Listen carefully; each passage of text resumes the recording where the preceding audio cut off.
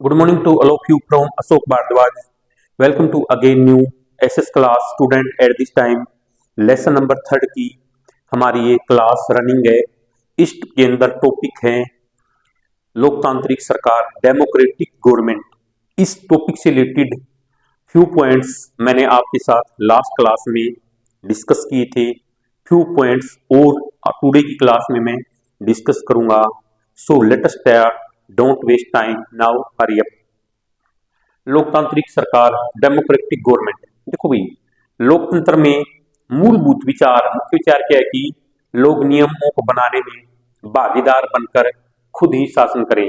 भाई लोकतंत्र में जो मुख्य बात क्या है, लोग अपना आप नियम बनाने में भागीदारी होती है, स्वयं हिस्सा लें, खुद ही अपने आप ही शासन करें।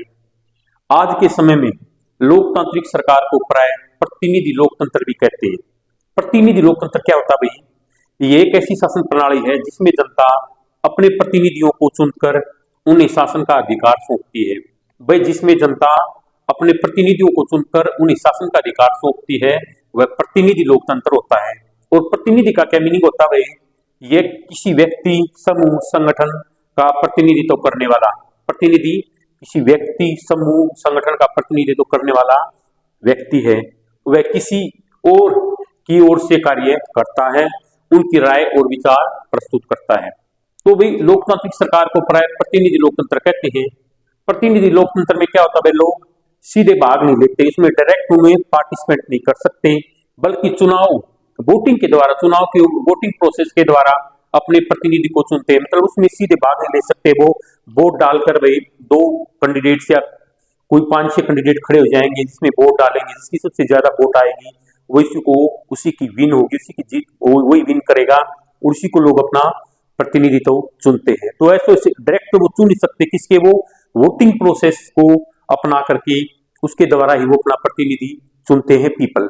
ठीक है, तो प्रक्रिया के माध्यम से चुनते हैं। ये प्रतिनिधि मिलकर सारी जनता के लिए, मतलब ये मिलकर ऑल पब्लिक के लिए, पूरी ऑल पब्लिक के लिए डिसीजन, निर्णय लेते हैं, फैसले लेते हैं। आजकल कोई भी, बट आज के समय में कोई भी गवर्नमेंट अपने आप को तब तक लोकतांत्रिक नहीं कह सकती। वह लोगों की भागीदारी, उसको वह तब तक उस सरकार को लोकतांत्रिक सरकार नहीं कहा जा सकता जब तक देश के सभी वैश्विक नागरिक वो होते हैं जिन्होंने अपने 18 साल की उम्र पूरी कर ली है, तो उनको वोट डालने का अधिकार है। वो अपना वोट बनवाकर वोट को वो डाल सकते हैं अपनी चॉइस के अकॉर्डिंग, जिस कैंडिडेट्स को, जिस एमएलए एमपी को डालना चाहे उसको। लेकिन हम किसी को प्रेशराइज नहीं कर सकते, उनको प्रेशर नहीं डाल सकते, आपको इस पार्टी को वोट देना नेसेसरी है। वोट डालना ये सबका सार्वभौमिक वैश्विक मताधिकार है। वो कैंडिडेट पर डिपेंड करता है उसको किस पार्टी को अपनी वोट देनी है। Isn't that so? So come to the point पर आइए। सभी वैश्विक नागरिकों को वोट देने का अधिकार न दे।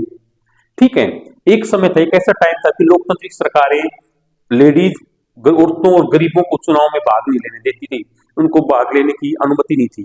अपने शुरुआती दौर में, अपने स्टार्टिंग के टाइम में गवर्नमेंट केवल उन्हीं जेंट्स को वोट देने देती थी भाई जो एजुकेटेड हैं, मोर एजुकेटेड हैं और उनके पास ज्यादा प्रॉपर्टी, ज्यादा संपत्ति वगैरह है। इसका मतलब था कि औरतों, गरीबों और अशिक्षितों मतलब अनपढ़ व्यक्तियों को वोट देने का अधिकार नहीं था। ऐसी स्थिति में, इस सिचुएशन में जो देश में उन्हीं नियमों के सहारे सरकार चलती थी भाई, जो गिने चुने पुरुष बनाते थे, जो गिने चुने पढ़े लिखे व्यक्ति होते थे, जो कुछ उन्हीं के सारे सरकार चलती थी, नियमों के सारे चलती थी गवर्नमेंट, जो गिने चुने पुरुष उनको बनाते थे। जस्ट 1 मिनट वेट भाई।